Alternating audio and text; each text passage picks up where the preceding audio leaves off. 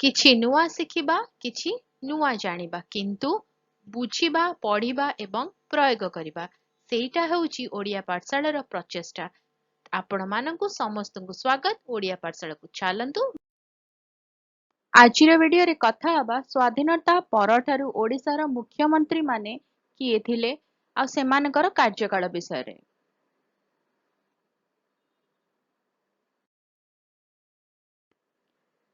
ମୁଖ୍ୟମନ୍ତ୍ରୀ ଥିଲେ କ୍ୟାପ୍ଟେନ କୃଷ୍ଣ ଚନ୍ଦ୍ର ଗଜପତି ନାରାୟଣ ଦେଓ। ତାଙ୍କ କାର୍ଯ୍ୟକାଳ ଥିଲା 4 ନଭେମ୍ବର 1941 ରୁ 30 ଜୁନ 1944।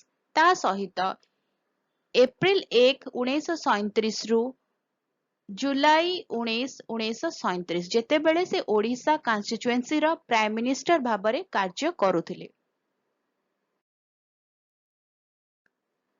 ଶ୍ରୀ ନବକୃଷ୍ଣ ଚୌଧୁରୀ ସେ ଥିଲେ କଂଗ୍ରେସ ଦଳର। ତାଙ୍କ କାର୍ଯ୍ୟକାଳ ଅବଧି ଥିଲା ମେ 2 1950 ରୁ ଅକ୍ଟୋବର 19 1956 ମସିହା ପର୍ଯ୍ୟନ୍ତ।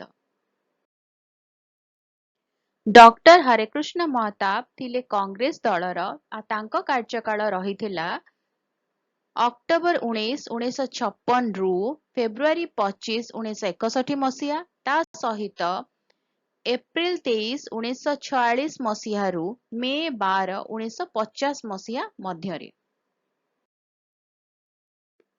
ଶ୍ରୀ ବୀରେନ ମିତ୍ର କଂଗ୍ରେସ ଦଳର ଥିଲେ ଆଉ ତାଙ୍କ କାର୍ଯ୍ୟକାଳ ଥିଲା ଅକ୍ଟୋବର 2 1963 ମସିହାରୁ ଫେବୃଆରୀ 21 1965 ମସିହା ମଧ୍ୟରେ। ଶ୍ରୀ ସଦାଶିବ ତ୍ରିପାଠୀ ସେ ଥିଲେ କଂଗ୍ରେସ ଦଳର। ତାଙ୍କ କାର୍ଯ୍ୟକାଳର ସମୟ ସୀମା ଥିଲା ଫେବୃଆରୀ 21 1965 ରୁ ମାର୍ଚ୍ଚ 8 1967 ମଧ୍ୟରେ। ଶ୍ରୀ ରାଜେନ୍ଦ୍ର ନାରାୟଣ ସିଂଦେଓ ତାଙ୍କର କାର୍ଯ୍ୟକାଳର ଅବଧି ଥିଲା ମାର୍ଚ୍ଚ 8 1967 ରୁ ଜାନୁଆରୀ 9 1971 ମସିହା ମଧ୍ୟରେ। ଶ୍ରୀ ବିଶ୍ୱନାଥ ଦାସ କଂଗ୍ରେସ ଦଳର ଥିଲେ ଏବଂ ତାଙ୍କ କାର୍ଯ୍ୟକାଳର ସମୟ ସୀମା ଥିଲା ଏପ୍ରିଲ 3 1971 ରୁ ଜୁନ 14 1972। ତା ସହିତ ଜୁଲାଇ 19 1937 ରୁ ନଭେମ୍ବର 6 1939 ମସିହା ମଧ୍ୟରେ।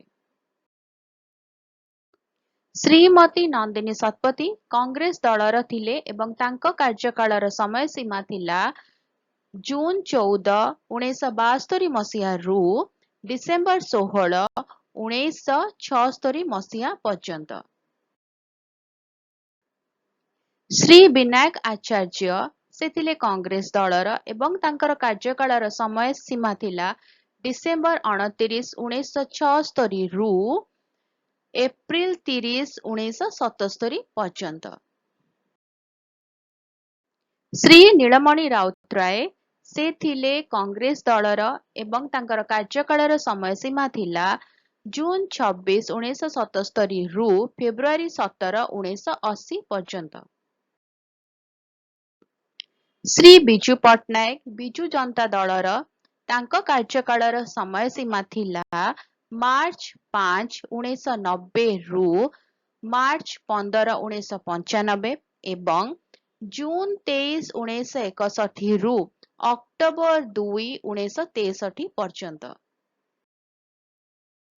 ଶ୍ରୀ ଜାନକୀ ବଲ୍ଲଭ ପଟ୍ଟନାୟକ ସେ ଥିଲେ କଂଗ୍ରେସ ଦଳର। ତାଙ୍କର କାର୍ଯ୍ୟକାଳ ସମୟ ସୀମା ଥିଲା ମାର୍ଚ୍ଚ 15 1995 ରୁ ଫେବୃଆରୀ 17 1999 ଏବଂ ଜୁନ 9 1980 ରୁ ଡିସେମ୍ବର 7 1989 ପର୍ଯ୍ୟନ୍ତ।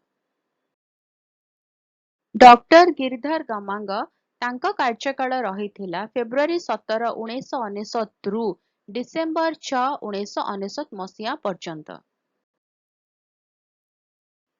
ଶ୍ରୀ ହେମାନନ୍ଦ ବିଶ୍ୱାଳ ସେ ଥିଲେ କଂଗ୍ରେସ ଦଳର। ତାଙ୍କ କାର୍ଯ୍ୟକାଳର ସମୟ ସୀମା ଥିଲା ଡିସେମ୍ବର 6 1999 ରୁ ମାର୍ଚ୍ଚ 5 2000 ଏବଂ ଡିସେମ୍ବର 7 1989 ରୁ ମାର୍ଚ୍ଚ 4 1990 ପର୍ଯ୍ୟନ୍ତ। ଶ୍ରୀ ନବୀନ ପଟ୍ଟନାୟକ से विजु जनता दलर କାର୍ଯ୍ୟକାଳ ଆରମ୍ଭ ହୋଇଥିଲା 2000 ମସିହାରେ ଓ ଆଜି ପର୍ଯ୍ୟନ୍ତ ସେ ଓଡ଼ିଶାର ମୁଖ୍ୟମନ୍ତ୍ରୀ ଅଛନ୍ତି। ଭିଡିଓଟି କେମିତି ଲାଗିଲା ମତେ କମେଣ୍ଟ କରିକି ଜଣେଇବ। କିଛି ଯଦି ଡାଉଟ୍ ଅଛି କିଛି କ୍ୱେଶ୍ଚିନ୍ସ ଅଛି କମେଣ୍ଟରେ ଜଣେଇବ। ଆଉ ଯଦି ଭଲ ଲାଗିଲା ଟିକେ ଲାଇକ୍ କରିଦବ, ଭିଡିଓ ଅନ୍ୟଙ୍କ ସହିତ ସେୟାର କର। ଚ୍ୟାନେଲରେ ଯେଉଁମାନେ ଭିଡିଓ ଦେଖୁଛନ୍ତି ସବସ୍କ୍ରାଇବ କରିନାହାନ୍ତି ଚ୍ୟାନେଲକୁ ପ୍ଲିଜ ସବସ୍କ୍ରାଇବ କରି ବେଲ୍ ଆଇକନକୁ ପ୍ରେସ୍ କରି ଅଲ୍ ନୋଟିଫିକେସନକୁ ଅନ୍ ରଖିଥାଅ। ଭିଡିଓ ଅପଲୋଡ ହେଲେ ନୋଟିଫିକେସନ ପହଞ୍ଚିବ, ଆମେ ମିଶିକି ପଢିପାରିବା, ଜାଣିପାରିବା ଏବଂ ବୁଝିପାରିବା। ତାହେଲେ ଦେଖା ହବା ଆଗାମୀ ଭିଡିଓରେ। ଭଲରେ ରୁହ, ସୁସ୍ଥରେ ରୁହ, ମତେ ଅନୁମତି ଦିଅ। Bye bye.